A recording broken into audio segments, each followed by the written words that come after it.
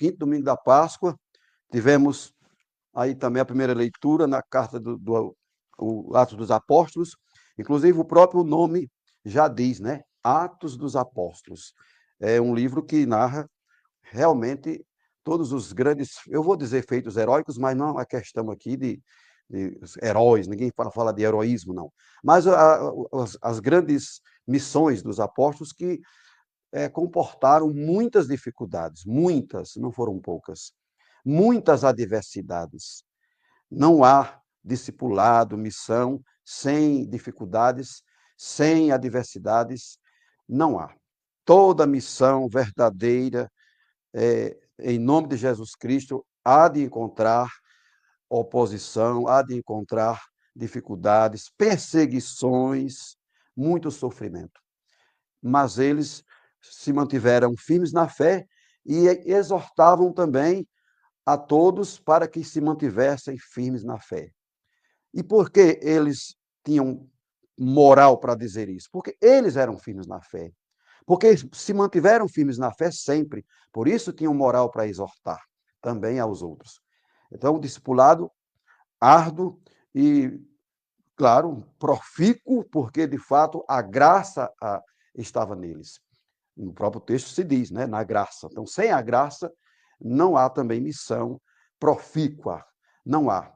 Nós só vamos produzir se de fato estivermos em sintonia, sempre, com Jesus Cristo e cultivando a espiritualidade.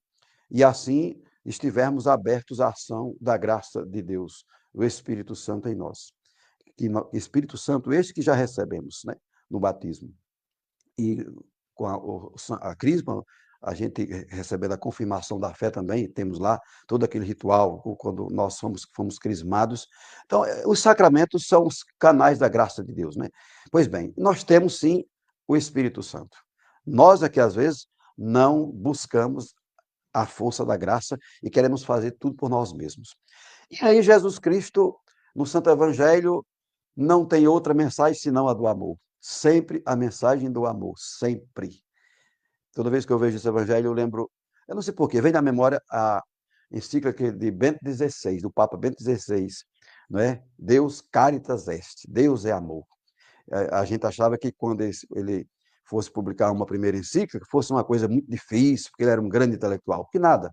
A linguagem, é evidente, é uma linguagem mais sofisticada, porque ele era um homem de um vocabulário rico, mas foi uma linguagem simples ao mesmo tempo, porque a linguagem do amor, ela é compreensível. Quem fala do amor, e que tem essa experiência do amor na sua vida, e quem fala do amor, a linguagem ela acaba sendo compreensível por todos os filhos e filhas de Deus. E o Senhor Jesus Cristo aqui é enfático. Amai uns aos outros. Se vós vos amardes, né? Se vós amardes uns aos outros, e assim sereis meus discípulos. Amai-vos uns aos outros. Porque, de fato, não há como sermos discípulos de Jesus Cristo se não amarmos. Porque para que é a vida em Cristo? É para o amor. Os 10 mandamentos, por exemplo, decálogos, 10 mandamentos. Aí Jesus diz, os 10 se resumem em 2, amar a Deus e ao próximo. Tudo se resume no amor.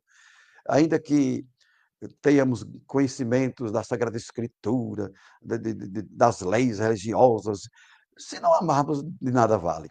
Isso não significa que a gente deve deixar de ler, de estudar a Sagrada Escritura. Não. Até o soberano dizia que a ignorância da Sagrada Escritura é a ignorância de Cristo, né? Então a gente precisa sim conhecer a Sagrada Escritura, é evidente, e alimentar a fé também com o estudo da Sagrada Escritura, com a meditação, mais do que estudo, com a meditação bíblica, etc. Mas tudo vai reportar ao que Jesus disse e ao seu imperativo, o imperativo do amor. A maior revolução do mundo não é revolução política, nem comunista, nem socialista, nem capitalista. A revolução maior do mundo é a revolução do amor. Que, por amor. O amor é que transforma a vida, que transforma o mundo. Amai-vos uns aos outros. Amai-vos. Se vós amardes, Jesus disse, vós podereis ser chamados meus discípulos. O discipulado é o aprendizado com Cristo, evidente, para se tornar servo dele.